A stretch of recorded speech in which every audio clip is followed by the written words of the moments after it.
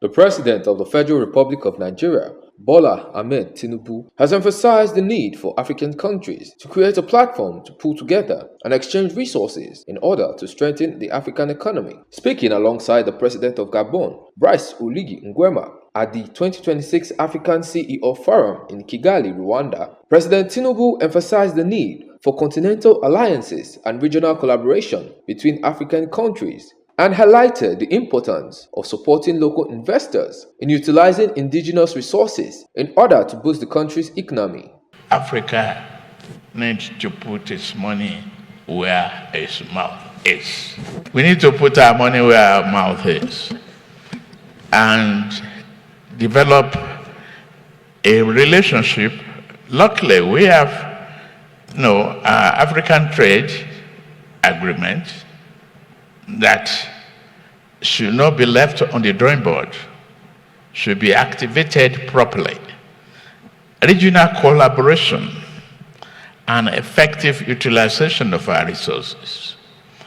Not working in silos, but in collaboration with one another, using what we have. To me, I believe in Africa first, because I've started Nigeria first. And all resources, today, we don't want scavengers. We don't want extractors. We want people to add value. If you're an investor, we will encourage you to add value to what we have as a nation before that is. Nigeria, I would say, and speaking for Africa as African champion, putting our spirit behind what we talk about is creating a platform. Look around the entire continent, 54 countries. There's none of us without a particular commodity available in the country or the other. Why not start an exchange commodity platform where we can trade with one another? Investment is very cowardly unless you are transparent, accountable, and forthright. And part of that element is Africa looking at itself, making sure that we can put these resources together and go out there and negotiate for ourselves. President Tinubu also identified agriculture as a viable means of economic growth, stressing the need for food sustainability and provision of proper infrastructural framework as key elements in attaining economic advancement. A nation like Nigeria, with over 900,000 kilometers of arable land, food sovereignty is crucially important for us. Now, the government, first of all, must identify critical areas of need for those farmers. Critical is infrastructure. How do you enlarge infrastructure? How do you promote agriculture? For example, Bank of Agriculture in Nigeria, scale. Then, gone were the days when agriculture is no longer sexy.